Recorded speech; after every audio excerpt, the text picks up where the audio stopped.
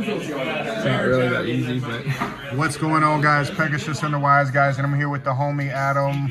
You know, he plays a very, very fun deck that I also enjoy. And what is that, bro? I'm playing Ritual Dogmatica. Ritual Dogmatica with the spice in it. Yeah, there's a lot. It was supposed to be a budget deck, and it's not anymore. But it took your heart. It took your heart. So, yeah, I've had a lot of fun building it and testing. There's a lot of different variations you can do. Right. I've recently discovered you can do Gimmick Puppet pretty efficiently, but it just depends on your opening hand. Right. Let's jump yeah, into we'll get into it. So we're playing, Dogmatica, so triple Ecclesia. A bunch of one-ofs in this deck, so we'll kind of get into those. One Albazoa, and one White Knight, one Maximus, and one, what is this, Fleur-de-Lis, the Knighted.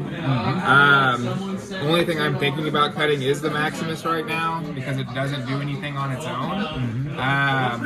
There's a lot of one-ofs. There's 4 already on the table, and we're 6 cards in, so...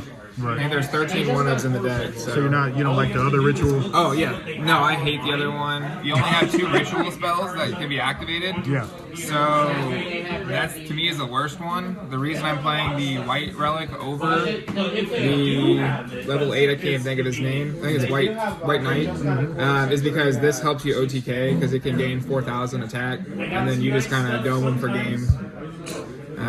But I like this one more. This guy is just. Man. This guy's crazy. If you don't know what he does, he protects them for all of your Dogmatica cards from extra deck effects, basically. Any monster summoned from the extra deck, Fusion, Synchro, XZs, Link monsters, it makes all of them unaffected. And then this one also protects them, the higher level ones, from battle. So it's kind of nice too if you can't OTK. Nice. One Albaz. I was playing 2. Recently cut it back down to 1 because you don't want to see him. One Blazing Cartesia. Very, very good for going first, or if you can't OTK. Very, very strong. Gives you a lot of interruptions, that one card does. So, playing a Bestial package as well. Triple Magnemite. Double Rebellion. And double Druid Worm. Pretty standard. Going second, you want to see this over this. Search this during the end phase. It's kind of a bummer seeing this one over that, but it happens. You ever thought about Ball Drake, or is it like, nah, it's too much? Like, too many one-ups already, so it's very difficult to do it. If I did, I would take a Druid Swarm out and put that in as a separate option. Yeah. But this deck already handles the extra deck really well. So you don't need it that much. I got you. Yeah. I got you. And then into the spells, triple Nadir Servant, triple Matrix. These cards are crazy. You know Nadir Servant. It's like a +6 now. It's ridiculous. He's not kidding. I'm not kidding. Yeah. At Ecclesia, you dump one of your Albaz fusions. Ecclesia searches this. If you're going second, which you're blinding second. This searches 2 cards, so it's just advantage out the, I'll explain this card. Whenever you activate it, you can add a Dogmatica ritual card or ritual monster or ritual spell. And then if your opponent controls a monster, you can add any Dogmatica card. So if you're going second, you could add the ritual monster and then add Ecclesia if you don't have Nadir Servant. So, depending on how you're situated, this card is literally a +2 because it stays on the field. Also, when you have a ritual monster on the field, a Dogmatica ritual monster, you can send 1 card from either your extra deck or your opponent's extra deck to the graveyard. So you can use it to extend to give you another Albaz fusion monster during the end phase. Or if you're playing something like Dragon Link, take out their Striker Dragon and then they can't play. Yeah. So, one of each ritual spell. You can play more if you want. More rituals. I personally want to play as few of them as possible because they are so searchable. And it feels really bad drawing 2 of them, and I've tried with 2 on each of them, but again, it just feels bad. I've heard. Deck bricks a lot with all of them. I play tested a lot, and I'm like, man, this deck is frustrating. Deck is gas, but it's frustrating. Branded Fusion, it's a great starter, of course. You guys know what it does. Don't need to explain it too much. For your Beasteel package, 1 branded Regain and 1 branded Beast. Pretty self-explanatory if you know what that package does. With the recycling. Yeah. Mm-hmm. Something that I don't think a lot of people are playing is the branded Retribution. Through your combo, you can get multiple Albaz cards in the graveyard, or Albaz fusions in the graveyard. So being able to have a counter trap interaction is really, really good. So whenever, for example, playing like tier limits, they go to fusion summon, you're like, nope, and then they just lost all of their, all of their advantage with that. So that's strong. It's very nice being able to set it off at Albion, and that's normally what you're aiming to do. These cards are all interchangeable.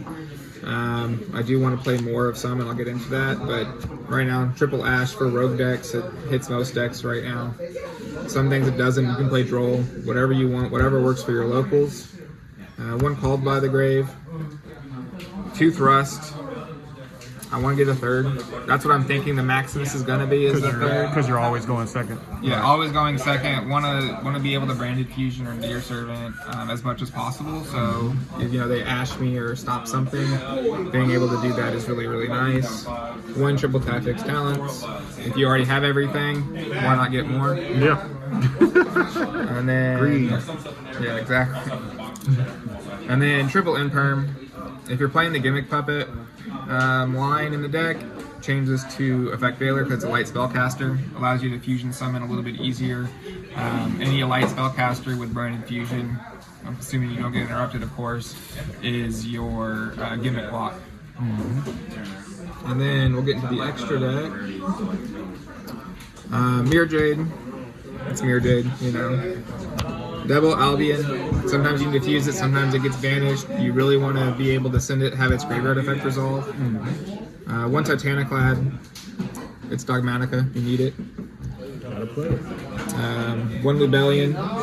Just recycles itself back, of course. And then the other Albion, the Sanctifier Dragon. It's the busted one, isn't it? Yeah, this is the one that allows you to Gimmick Puppet block. Again, this build doesn't have it, but it's nice to be able to, if you have Albaz in the graveyard, you could use your opponent's cards that turn as a super poly. Doesn't come up a whole lot without the Gimmick Puppet cards, but Gimmick Puppet locking is what it's in here for right now, once I get that engine put together. That's another one of, so.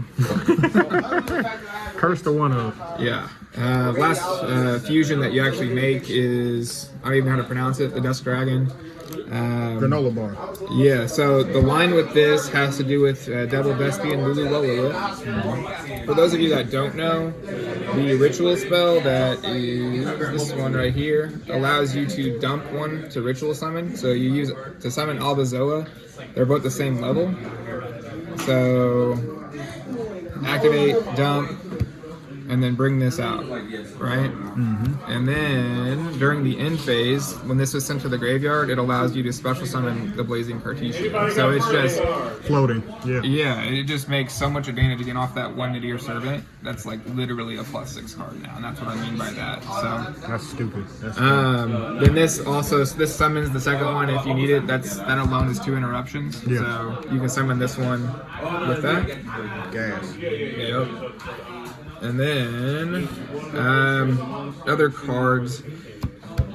2 of this, the Cloud Beast. You can send it to. It's basically targeting removal, but it's not destruction. So it allows you to use all kinds of things. You can use the Matrix to bounce something. You can use the Dusk Dragon when it's summoned. You send it, and then you bounce something. I imagine it's out Shangri-La too. What's that? Yeah, Shang-Castir Shangri-La. I imagine that outs that too. Yeah, that's dumb. And that's I'm only playing 1 Intis because I like to, or because that cannot be sent off of the Dusk Dragon. It's not a high enough level. Right. And then 1 Garua. It's not important, but it comes up. I might be changing that, but it's Garua. It's pretty good. Being able to draw a card is really nice. And then Devil Herald. If you need access to search rituals, you can. No Diviner. Not a fan. No Diviner. No space. I feel like you either commit to Diviner or you don't. Like there's no in between, depending on the changes you make, you can play it and then play like Almirage and then start with it, and then you could still special Ecclesia. I was playing with it originally and then ended up cutting it because I just want to normal summon Ecclesia. There's nothing else to really normal summon in the deck, but I'm trying to get to Ecclesia as fast as possible. Yeah. A couple of important cards to note for the side. Double Fenrir, because this deck can't do things against things that don't use the extra deck. It has a hard time against like Plunder and stuff. Not that this is a good counter for Plunder, but being able to just kind of play a Fenrir control game is kind of nice. It's important. Yeah, and then let's see. The last major thing that's really important to me is the Necrold Banshee. Playing against Flunder specifically, they can't tribute summon, so Brand Infusion this out, and then or to the graveyard, and then you can activate Zombie World. That's the main. Those are like the important cards depending on your matchup. And then I have the. There's the a lot of Learning Fluanderies around here, you know, I which hate is Flunder. it's somebody's fault behind the camera. But, you know. I hate Flunder. So, but yeah, so Karikura. It's Karikura. It's really good. I'm playing 2 Droll. If I had a space for the 3rd, I'd play it. 1 Duster. I was playing Lightning Storm, but you have so many continuous cards, it's dead most of the time, so not very good. Evenly for back row as well. And, combo decks, force and negate, whatever you gotta do, it's evenly. And then 2 D barrier. Don't side this a whole lot because the deck can handle extra deck, but someone also likes to play Drytron, so it can help you against Drytron. So all the hate. Yeah, He's got all the hate. Just a couple of things that the deck can't play against. You got to have the sides for it. Right. Something else to consider is like Twin Twister, because anti-spell is around because of Striker and everything, so you can't ritual summon through that. So yeah, you got the Cyclones and Twins and all those. Yeah, you gotta get something like that. I'm still trying to figure out exactly what to cut. Maybe it's the Evenlies because they don't come up that much, but you want them to have cards on the field. But yeah, not too that's many. it. Well, bro, I appreciate it, bro. I really love that deck. I sent you a horrible list, and you were like, "What the hell is this?" It didn't work, guys. It didn't work at all. But I'm trying to convince him. Breaker the Magical Warrior is a thing. Breaker the Magical Warrior. Shadow's Light. We're gonna make it happen. We're out. We're out. We're out. He's like, it's not gonna happen. It's not gonna happen.